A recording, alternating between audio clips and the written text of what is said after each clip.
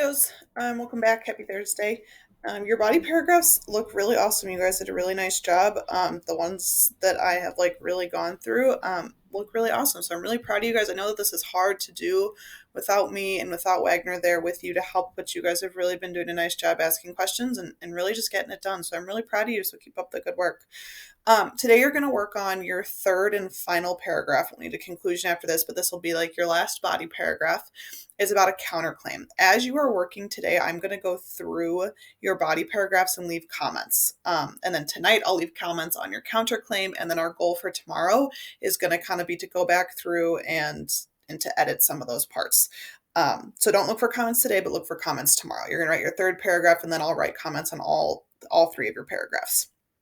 So today we are working on counterclaim. And so we worked on counterclaim a little bit when we did your flash drafts, but we didn't dive completely into it. So today we're really going to dive into counterclaim. So our I can statement is I can use a checklist to self-evaluate and work on one or two things really well. I can study a mentor text to revise my own writing and to help add to my counterclaim. So we're going to use a mentor text. That means the text that someone else has written to look at a counterclaim today and to help us figure out what we need in our own writing. Okay.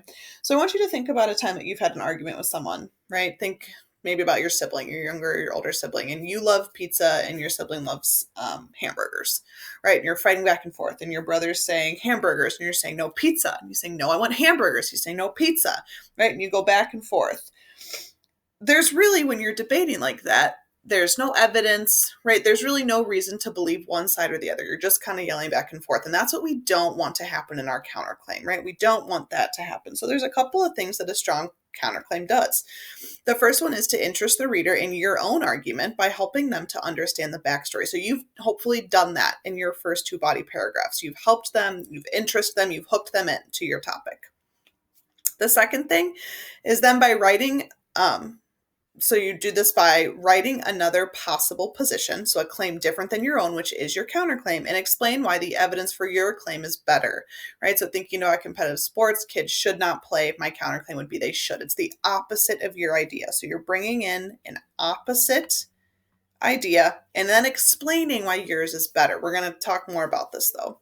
And then lastly, by wrapping it up and saying how your claim is better and has better evidence and restating your main points. So we're really going to focus on this second part today about writing another possible claim with evidence for that other side. You need evidence and then explaining why your evidence is better. Okay. And so I want to do this by looking at an example with you. This is our mentor text, right? So it says, this is a letter to a middle school. It's written by a student. It says, friends, classmates, teachers, and administrators of Thompson Middle School. Imagine this. You're in ELA class one day, and the teacher says that you can only stay in the class if your grades are better than your friend's grades. Otherwise, you will be cut from the class and won't be able to study English anymore.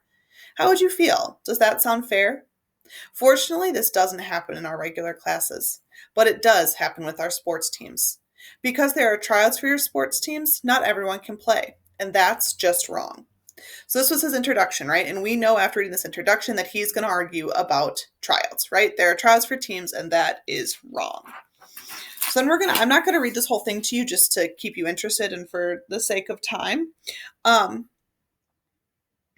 he really starts to introduce, I want to read you this first one because this is where he really starts to introduce the counterclaim. So he says, while competitive sports at our school are an important tradition and do boost school spirit, they require kids to try out and the teams are small. This means only a small number of kids get the advantages of them. I am proposing that our school should sponsor some intramural and club sports. Intramural sports will make the sports in our school inclusive and fun. So do you see right here, this line? That's his counterclaim, right? It's opposite of what he feels, but he's going to talk about it later.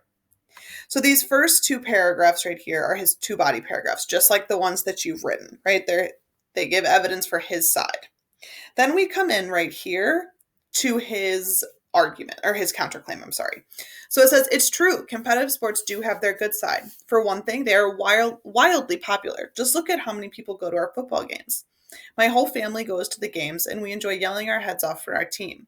And last year, when our girls' basketball team went to the state tournament, that brought out a ton of school spirit. Also, competitive sports have been a tradition at our school for decades. I know this from my own experience because my older siblings and even my moms and uncles played when they went here. But don't we want all kids to be able to be a part of the sports tradition at the school instead of just a small number? If all kids attend ELA and other subjects, why shouldn't they all participate in the sports tradition? Offering intramural and club sports teams in addition to the competitive teams will help us to achieve this goal. So this is his counterclaim, right? You see, he's acknowledging the other side.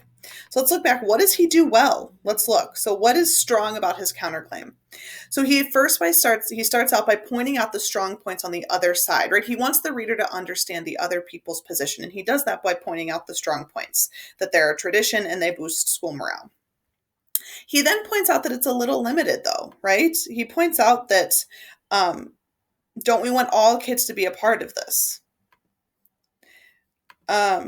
He mentions the counterclaim multiple times, which is strong, right? You don't want to just say sports are bad.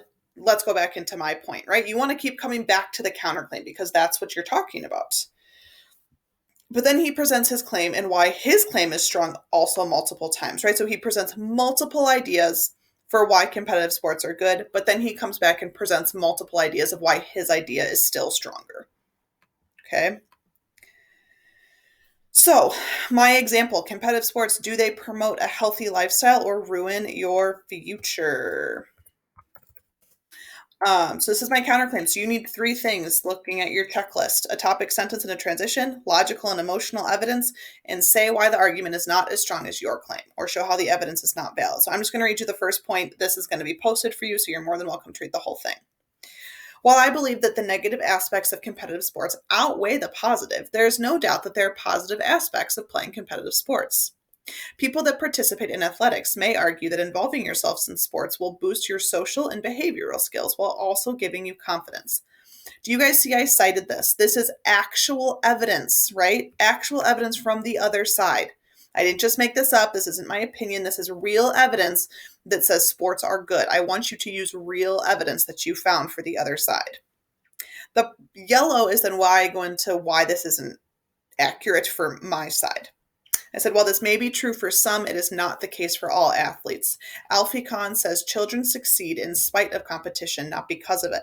Most of us were raised to believe that we do our best work when we're in a race, that without competition we would become fat, lazy, and mediocre. It's a belief that our society takes on, but is also false. I then cite that quote. The competition in sports do not better the person we become. We can develop social and behavioral skills without urging to put others down with our successes. All right, so you see this part right here. This is why I'm saying we don't need to gain social and behavioral skills with sports. We can do that in other ways, right? I'm saying that this is opposite of what this evidence is saying. Okay, same thing here. Many people that participate in sports also urge competitive sports improve your physical health, right? So then I say it's very important. However, there are other ways to live a healthy lifestyle, right? I'm saying why my evidence is better, why this evidence for this side doesn't really matter. Okay, so I want to share two more things with you just really quickly. The first one, it says phrases to use to acknowledge and rebut counterclaims. Rebut counterclaims, it's talking about rebuttaling. So it means you're giving it back, right? So just some sentence starters that you're more than welcome to use. Some people disagree with my, right? That would be with your claims, saying blank, I challenge this, I don't think. Critics argue that, while it might be true that, still all in all.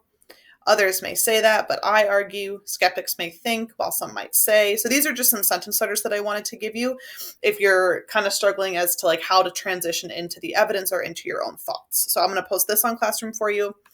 And then the last one is rebuttal strategies. So again, going back, right, to help you destroy your opponent. I thought some of you might like that.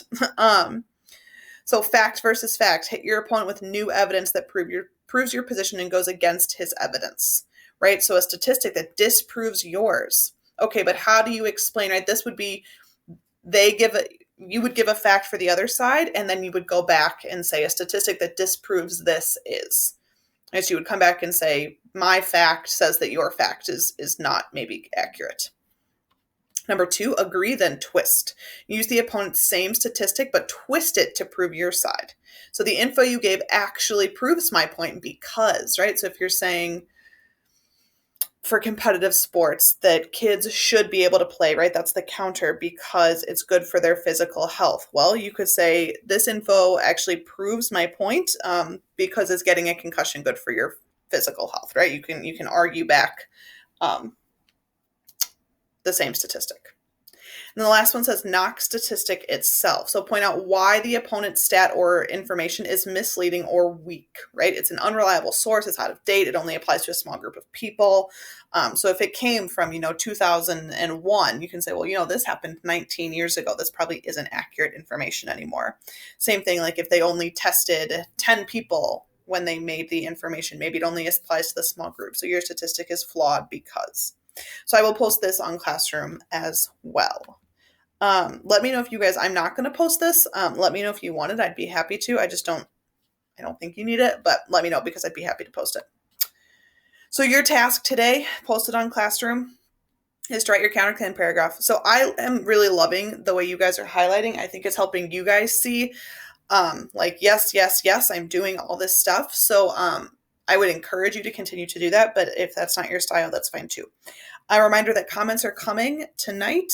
I think that's all I got for you. I have a very long meeting today from like 1 to 5. So I will be unavailable during those times. So if you need me, try to get me in the morning or send an email and I'll reply to it as soon as I can. But if not, I'll come back to you guys tomorrow. Okay. Have a wonderful day, guys. Let me know if you have questions.